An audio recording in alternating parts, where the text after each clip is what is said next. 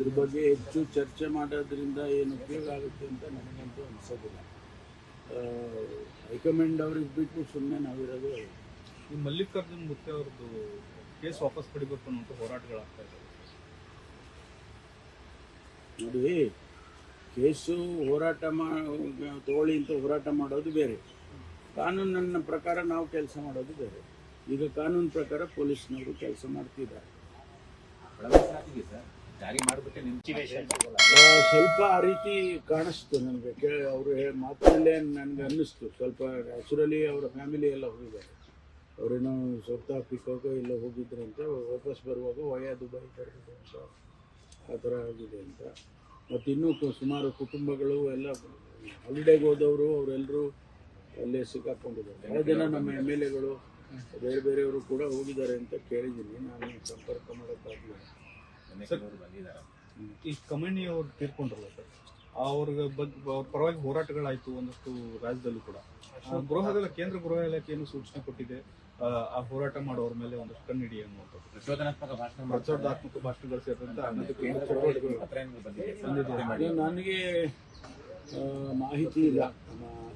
Chief secretary ಅವರಿಗೆ ಏನಾದರೂ ಬಂದಿರಬೇಕು, ಇಲ್ಲ ಗೃಹ ಇಲಾಖೆಯಿಂದ ಡೈರೆಕ್ಟಾಗಿ DGಗಳಿಗೆ ಬರೆಯೋದು, ಆ ರೀತಿ ಬರೆಯೋದಿಲ್ಲ. ಸಂಭಾವ್ಯ ಹಿಂಸಾತ್ಮಕ ಆ ಥರ ಏನಾದರೂ ಬಂದಿದ್ರೆ ನನ್ನ ಗಮನಕ್ಕೆ ತಂದೆ ತರ್ತಾರೆ. ನಮ್ಮ DG ಅವರು ನನ್ನ ಗಮನಕ್ಕೆ ತರ್ತಾರೆ. ಇಲ್ಲಿವರೆಗೂ ನನಗೆ ಅದು ಆ ರೀತಿ ಇಲ್ಲ. ನನ್ನ ಹತ್ರ ಯಾವುದನ್ನು ಚರ್ಚೆ ಮಾಡಿಲ್ಲ DG ಅವರು ಆ ವಿಷಯದಲ್ಲಿ. ನಾನು ಮಾಧ್ಯಮದಲ್ಲಿ ನೋಡಿದೆ, ಯಾರ್ಯಾರು ಅವರಿಗೆಲ್ಲ ಪರವಾಗಿ ಇದು ಮಾಡ್ತಾರೆ ಅಂಥವ್ರ ಮೇಲೆ ನಿಗಾ ಇಡಿ ಅಂತ ಬಂದಿದೆ ಅಂತ ಪತ್ರಿಕೆಯಲ್ಲಿ ನೋಡಿದೆ. ನನ್ನ DG ಅವರು ನನಗೆ ಮಾತನಾಡಿಲ್ಲ ಈ ವಿಷಯದಲ್ಲಿ. ಸೂಚನೆ ಕೊಟ್ಟಿದ್ದಾರೆ ಸರ್ ಈ ವಿಚಾರವಾಗಿ ಗಮನ ಇಡೋಕ್ಕೆ? ಇಲ್ಲ, ನಮಗೇನು ಆ ಥರದ್ದು ಸನ್ನಿವೇಶಗಳೇನು ನಮ್ಗೆ ಆ ಥರ ಕಂಡಿಲ್ಲ. ಅದು ಕಂಡಾಗ ನಾವು ಏನು ಆಕ್ಷನ್ ತಗೋಬೇಕೋ ತಗೋತೀವಿ. ಬಟ್ ನಮಗೆ ಕೇಂದ್ರ ಸರ್ಕಾರದಿಂದ ಈಗ ಏನಾಗುತ್ತೆ, ಇದೆಲ್ಲ ರಾಜನೀತಿಗಳು, ಇಂಟರ್ನ್ಯಾಷನಲ್ ಲೆವೆಲ್ನಲ್ಲಿ ಆಗುವಂಥ ರಾಜನೀತಿಗಳು. ಆ ಆಧಾರದ ಮೇಲೆ ಅವರು ಕೇಂದ್ರ ಸರ್ಕಾರ ರಾಜ್ಯಗಳಿಗೆ ತಿಳಿಸುತ್ತೆ. ಫಾರಿನ್ ಪಾಲಿಸಿ ಏನಿರುತ್ತೆ, ಒಂದೊಂದು ಸರ್ಕಾರಕ್ಕೆ ಒಂದೊಂದು ಫಾರಿನ್ ಪಾಲಿಸಿ ಇತ್ತು. ಕಾಂಗ್ರೆಸ್ ಸರ್ಕಾರ ಇದ್ದಾಗ ಒಂದು ಫಾರಿನ್ ಪಾಲಿಸಿ ಅಂತ ಇತ್ತು. ಈಗ ಭಾರತೀಯ ಜನತಾ ಪಾರ್ಟಿ ಅವ್ರದ್ದೇ ಒಂದು ಫಾರಿನ್ ಪಾಲಿಸಿ ಇರುತ್ತೆ.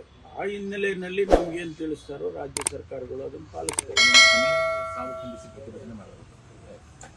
ಕೋರ್ಟ್ ಆದೇಶ ಪ್ರಕಾರ ಫ್ರೀಡಂ ಪಾರ್ಕ್ ಪ್ರೊಟೆಸ್ಟ್ ಮಾಡಬೇಕು. ಅವ್ರು ಇದಕ್ಕಿದ್ದಂಗೆ ಅಲ್ಲೇ ಪ್ರೊಟೆಸ್ಟ್ ಮಾಡೋದಲ್ಲ ಸರ್, ಕೇಸ್ ಮಾಡ್ತಿದ್ದಾರೆ.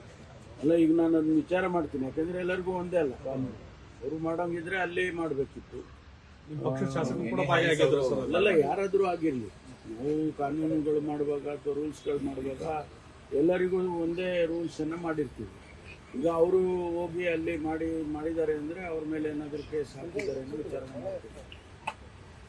ಲೇಟೆಸ್ಟ್ ಹಾಗೂ ಇಂಟ್ರೆಸ್ಟಿಂಗ್ ಸುದ್ದಿಗಳಿಗಾಗಿ ಬಾಸ್ ಟಿವಿ ಕನ್ನಡ ಚಾನೆಲ್ನ ಸಬ್ಸ್ಕ್ರೈಬ್ ಮಾಡಿ. ಹಾಗೆಯೇ ಬೆಲ್ ಐಕಾನ್ ಪ್ರೆಸ್ ಮಾಡಿ. ಇದರ ಜೊತೆಗೆ ಫೇಸ್ಬುಕ್, ಇನ್ಸ್ಟಾಗ್ರಾಮ್, ಎಕ್ಸ್ನಲ್ಲೂ ಮಿಸ್ ಮಾಡದೆ ಫಾಲೋ ಮಾಡಿ.